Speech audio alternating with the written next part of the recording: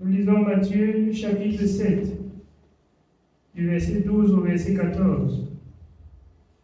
Il est écrit: tout ce que vous voulez que les hommes fassent pour vous, faites-le de même pour eux, car c'est la loi et les prophètes. Bien-aimés, si nous voulons ce qui est bien, If you want what is good, faisons aussi ce qui est bien. let's also do what is good. Si nous avons besoin We are in need de ce qui est bien, of what is nice. aussi en retour, faisons ce qui est bien. In return, we will have to do good. Oui, on continue. Entrez par la porte étroite, car large est la porte, spacieuse est le chemin qui mène à la perdition, et il y en a beaucoup qui entrent par là. Est spacieuse, large, et la porte qui mène à la perdition. Il y en a beaucoup qui passent par là. And we pass through it. Vous voyez, je voudrais rappeler encore le peuple de Dieu Want to remind people of God sur la scène qui se passe dans le monde. what is happening in the world. Vous voyez, pourquoi ça affecte assez le monde?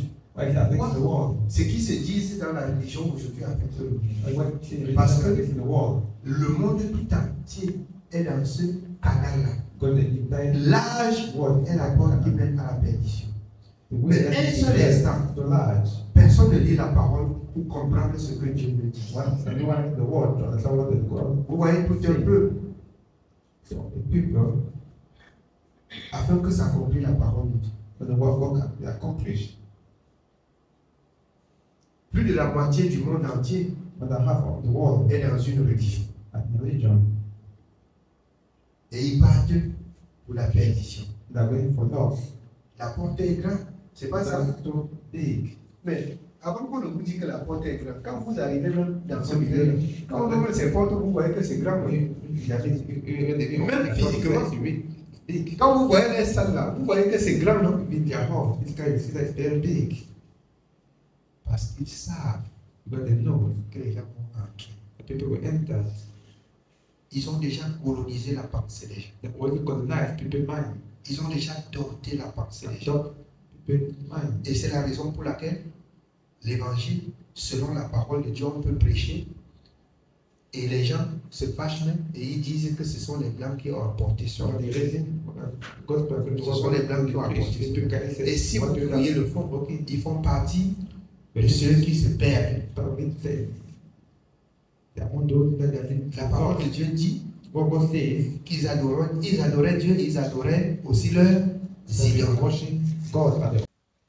Mais étroite est la porte, resserré le chemin qui mène à la vie, et il y en a peu qui le trouvent. Resserrez le chemin qui mène à la vie.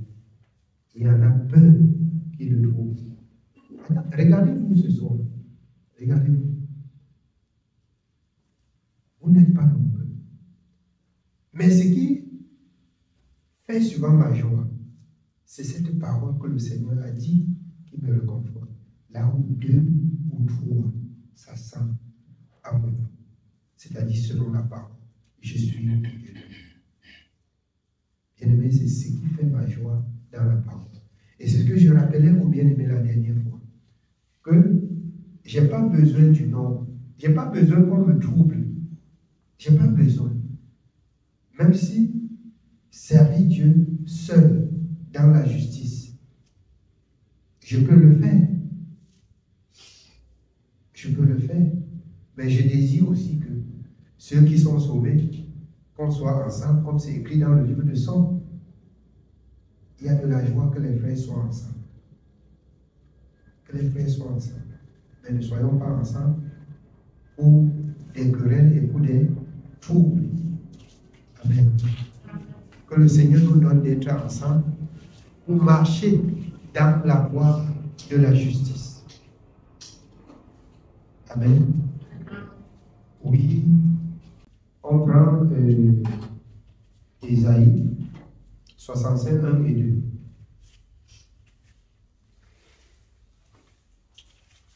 L'âge est la voie qui mène à la perdition.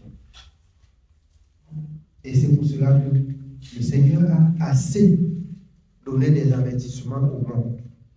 Il a aimé un peu. Il a aimé sa créature. Mais sa créature n'a pas aimé la vérité. Oui. Ésaïe chapitre 65. Nous lisons le verset 1 et le verset 2. J'ai exaucé ceux qui ne demandaient rien.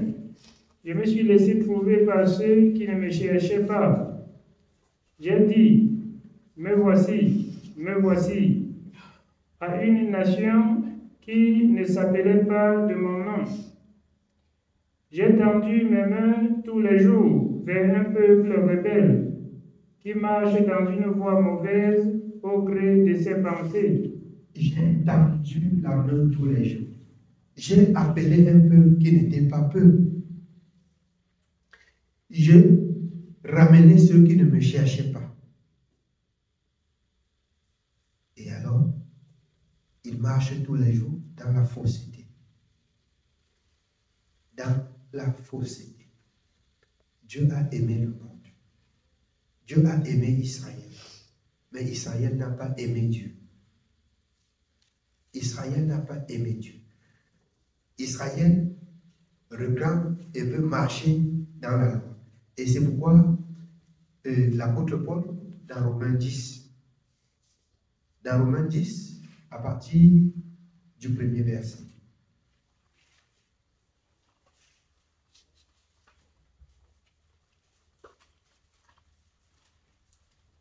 Romains chapitre 10. Romains chapitre 10, nous commençons au verset 1. Frère, le vœu de mon cœur et ma prière à Dieu pour eux, c'est qu'ils soient sauvés. Je leur rends le témoignage qu'ils ont du zèle pour Dieu, mais sans intelligence. Ils ont du zèle pour Dieu, mais sans intelligence. L'apôtre Paul avait du zèle pour Dieu. C'est pourquoi il recevait des lettres pour défendre la parole de la loi. Mais aujourd'hui, c'est lui qui dit que les autres, ils aiment Dieu, mais ils ne veulent pas entendre Dieu parler. Ils ne veulent pas laisser Dieu les conduire. Ils n'ont aucune connaissance. Afin que s'accomplisse la parole de Dieu dans Osée 4:6. Mon peuple est détruit parce qu'il me manque de connaissance. Servir Dieu, c'est de connaître aussi Dieu. Servir Dieu, alors, c'est d'obéir aussi à sa voix. La voix de Dieu, pas les paroles de ses envoyés qui restaient écrites. C'est pour ça qu'on dit la parole de Dieu. La parole de l'Éternel. Ils ont du zèle, mais pas de connaissance. Oui, on continue. Nous continuons au verset 3. Ne connaissant pas la justice de Dieu et cherchant à établir leur propre justice, ils ne se sont pas soumis à la justice de Dieu. Car Christ est la fin de la loi pour la justification de tous ceux qui croient. Christ est la fin de la loi pour la justification de tous ceux qui croient. Mais ils rejettent ainsi Christ. Quand on n'a pas fait ce que Christ a recommandé, Christ, qu'est-ce qu'il a dit? J'ai reçu les instructions de mon Père. Je leur ai donné ta parole. Je n'ai rien caché. Ceux qui ont reçu ont reçu. Ceux qui ont réuni ont réuni. Je voulais exhorter le peuple de Dieu. Ne soyons pas dans la maison de Dieu et en même temps on combat la parole de Dieu. Ne soyons pas dans la maison de Dieu. Ne disons pas que nous sommes de Dieu et on combat la parole de Dieu. C'est un problème. Tu dis que tu es de Dieu, mais tu combats la parole de Dieu. C'est un problème véritable. Alors, c'est qu'on cherche à imposer ce qu'on veut à Dieu. Là, nous ne sommes plus au service de Dieu. C'est nous qui voulons maintenant que Dieu nous sert. On veut maintenant que Dieu nous sert. On ne veut plus servir Dieu. Donc on inverse. Amen. Oui, bien. Nous continuons au verset 5. En effet, Moïse définit ainsi la justice qui vient de la loi. L'homme qui mettra ces choses en pratique vivra par elles. Mais voici comment parle la justice qui vient de la foi. Ne dis pas en ton cœur qui montera au ciel, c'est en faire descendre Christ, ou qui descendra dans l'abîme, c'est faire remonter Christ d'entre les morts. Que dit-elle donc? La parole est près de toi, dans ta bouche et dans ton cœur. Ne condamne pas quelqu'un. Dis, voici la parole. Chaque personne a le livre. Fais ce que Dieu a dit. J'ai souvent dit aux enfants de Dieu, vous pouvez être surpris de voir le plus grand marabout de votre quartier entrer dans le royaume. Parce que le jour où il a entendu la voix de Dieu, il a jeté les idoles, il se repentit. Mais quand tu marches là où tu es, tu le condamnes toujours. Tu meurs même en le condamnant. Il faut que cette condamnation pour les enfants de Dieu soit loin de la pensée des enfants de Dieu. Ne dis pas que celui-là ne peut jamais être sauvé. Non. C'est pour cela que le Seigneur demande de prier pour tous les saints, de prier pour ceux qui sont de même élevés en dignité, pour tous même les autorités. Faites des prières pour que Dieu sauve de telles personnes. Quand Dieu dit, la chose arrive. Quand Dieu dit, la chose arrive. Mais ce qui nous reste à dire aux gens, c'est de dire, le chemin que vous empruntez, ça mène à la mort. Ne dis pas que la personne même est déjà morte, parce qu'il peut être sauvé. Voilà la différence. Mais que le chemin, ça mène à la mort. Pas que la personne est morte. Quand il est mort là, ça va être fini, ça reste le jugement. Mais s'il est encore vivant, alors c'est possible que Dieu touche son cœur et lui change. C'est possible. Amen. Oui.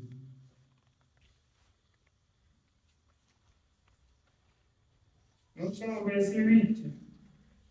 Que dit-elle donc? La parole est près de toi, dans ta bouche et dans ton cœur. Or, c'est la parole de la foi que nous prêchons. Si tu confesses de ta bouche le Seigneur Jésus, et si tu crois dans ton cœur que Dieu l'a ressuscité des morts, tu seras sauvé. Tu confesses, tu crois. Or, confesser et croire.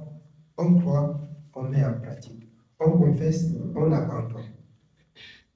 C'est pas ça. Et c'est la raison pour laquelle l'apôtre a repris dans Romains 6. Est-ce que, comme je confesse, je dois revenir encore pécher? Non. On confesse, on croit, on met en pratique. C'est pour ça qu'il a dit, il est écrit, mettez en pratique dans Jacques et ne vous bornez pas à écouter cela. Mettez en pratique. Si quelqu'un dit qu'il a cru, il ne met pas la parole de Dieu en pratique, certainement il a cru. Mais sa mauvaise conduite ne peut pas la sauver. Amen. Oui, bien. Nous sommes au verset 10. Car c'est en croyant du cœur qu'on parvient à la justice, et c'est en confessant de la bouche qu'on parvient au salut, selon ce que dit l'Écriture. Quiconque croit en lui ne sera point confus. Il n'y a aucune différence, en effet, entre les Juifs et les Grecs, puisqu'ils ont tous un même Seigneur qui est riche pour tous ceux qui l'invoquent.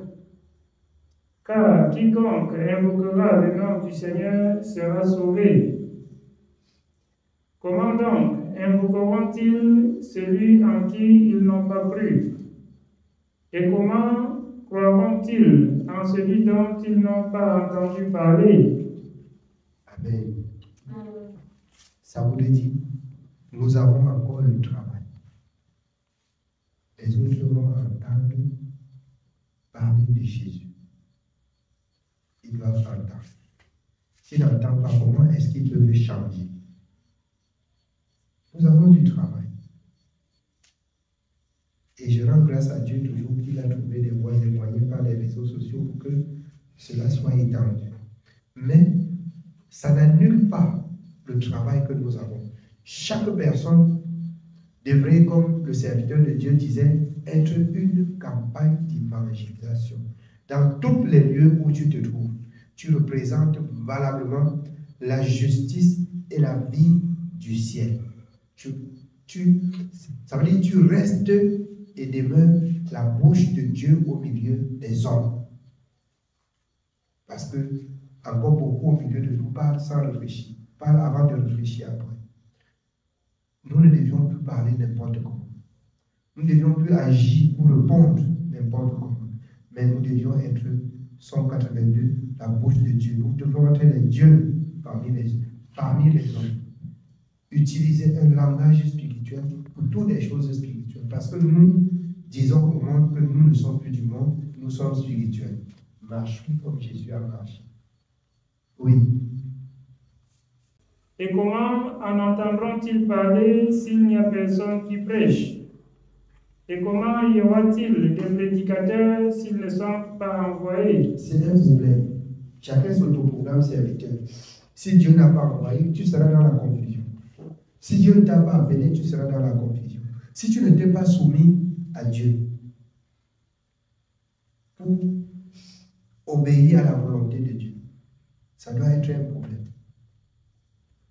Être aussi serviteur, c'est de savoir que tu es au service de quelqu'un et que tu oublies le toi, que tu enterres le toi pour écouter celui qui t'envoie. Tu oublies. Tous tes désirs là, tu oublies. Tu fais la volonté de celui qui t'envoie. Oui.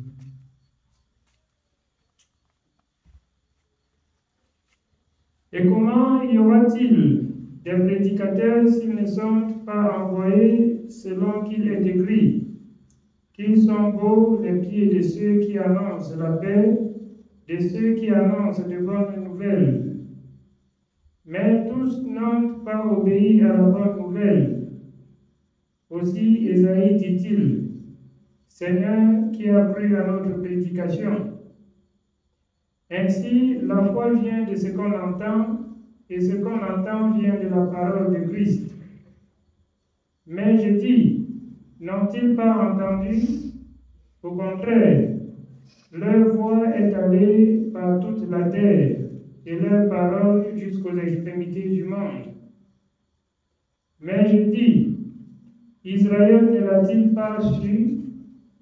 Moïse le premier dit, j'exciterai votre jalousie par ce qui n'est point une nation. Je provoquerai votre colère par une nation sans intelligence.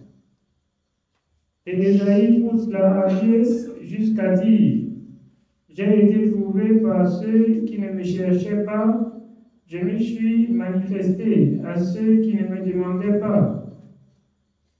Mais au sujet d'Israël, il dit, j'ai tendu mes mains tout le jour vers un peuple rebelle et contredisant.